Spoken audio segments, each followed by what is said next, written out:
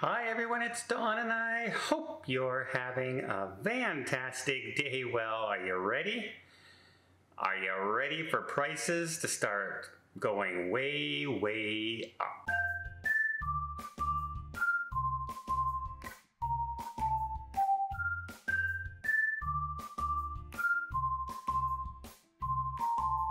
So cruise companies have announced in their quarterly earnings and everything that they're starting to make that profit. They're starting to pay back all the debt that they raised. And some of them are doing it by refinancing. Some of them are doing it by raising prices. Most of them are also doing it by cutting costs. Hence the reason you see places like Norwegian Cruise Lines cutting shows. You see Princess Cruise Lines starting to charge for Alfredo's dining pizza that they never charged for before, and room service, etc. Extra service charge if you order more food in the buffet, more than one entree, or if you're going to get the lobster, it's going to cost you now instead of having it included in the meal. On a lot of different cruise lines, the prices are going up. People will call that nickel and diming, and it's going to be reality for at least the rest of this year going into next year. And that's there's a couple good reasons for that. Now, normally in 2019, when they did some studies, they found that a cruise ship cruise compared to a land-based vacation was about 15% cheaper when you throw in entertainment and things like that. Now, I don't hold creed to some of that because they will have to compare it to places that, for instance, have entertainment. Cruise ships have entertainment on the ships, and not just a piano player or something like that. They normally will have a full Broadway show, guest performers, magic acts, comedians, etc. So if you want to include something like that that has something along those lines, you also have something along, well, what can you do during the day? Well, cruise ships have excursions and things like that. So they always compare it with Walt Disney World. And so they'll compare a Walt Disney World vacation, staying at a Walt Disney World resort and buying Walt Disney World tickets and paying for your food and everything while you're there, to a cruise ship. Now, I'm sorry, no matter what you do, it's always going to come out more expensive at Walt Disney World when you're paying, because you're on the resort, you're paying exorbitant amounts of money. So is that a real fair comparison? Now, I've stayed this year a couple times at resorts. One of them was Walt Disney World, and I said, yeah, there's no way this is anywhere near as cheap as a cruise ship can be.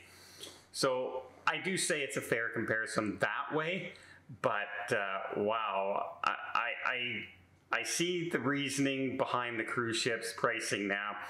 Carnival CEO recently said in a recent quarterly review that they're close to 40 to 50% cheaper than a land-based trip right now.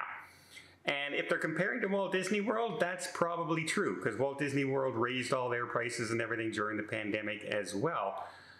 However, when you compare it to, say, a Mexican all-inclusive resort, the gap is not that big. But he calls the gap outrageous. Outrageously the difference. There's no way it should be that high, and it should be very close. Now, keep in mind, when he's talking like this, he's talking to investors. People who have stakes in the company, who are looking for profit from the company.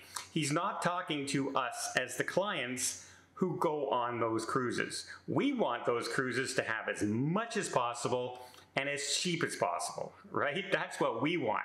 Investors are only interested in getting their money back, making a profit. They're not interested in financing our vacation. And as they look at it right now, demand is very high for cruises. It's back to pre-pandemic level, if not more so, because they're booking at over 100% average per cruise ship, which means, people always say, well, how can it possibly be over 100%? Well, it's the way they add it up, right? They add it up as every cabin has two people in a cabin. So if that cabin holds 4, well, if you put 4 people into a cabin, that's now 200% occupancy in that cabin. Sprinkle that about the cruise, and you can end up with 110, 120% increase in the capacity of the ship. So, yeah, they're looking to get those prices, and they know people want to cruise. They were tired of not being able to travel the world. They want to go on vacation again, and they love cruising. And so they know the demand is still there. So they're taking advantage, and prices are starting to go through the roof. If you price the Icon of the Seas lately, you will see how expensive just a regular balcony cabin on that ship is for the first year. I can probably go on 2 Princess cruises for the same price, for the same amount of time. But because it's a popular ship, it's a brand new ship, it's supply and demand, right? That's why the prices have gone up. Not to mention all the cutbacks that they're doing, that they are now charging people for to get more money. Princess just announced that they're taking away the free dining for pizza, unless you buy the Princess Premier package, which you have to pay for on a daily basis. A lot of cruise lines have raised gratuities recently. They've raised internet prices. They are raising the cost of everything, including Celebrity just the other day raised the price of their specialty dining. So prices are going up, up, up, because they know demand is there and people are still willing to pay for it. The tricky part for the cruise lines is when to hold the line and stop. At what point do you start driving away customers? How much do you take away? How much to charge extra for to still have that clientele want to go on your cruise ships? They're right now not worried about those people who are looking for the cheapest possible cruise. They're looking at the people who want to cruise now and are willing to pay for it. And so the prices over the next year are going to do nothing but go up, up, up. So how do you battle that? Well, for one thing, you book the cruise with a refundable deposit as soon as you can. The further away, the better. And that way, you lock in a price. If the price goes up, you're set.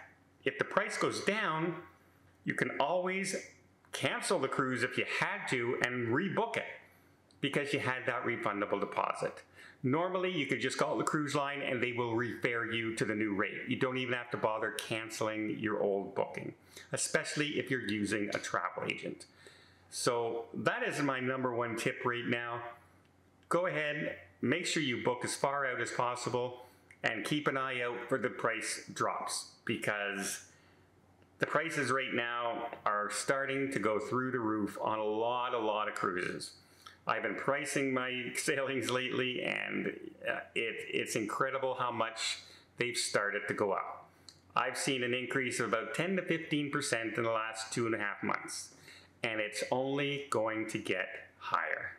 Well, I hope you appreciate this video. If you did, please give it a thumbs up. Want to see more tips, more tricks, more travel vlogs from around the world? Hit that subscribe button. Until next time, have yourself a safe and a great vacation.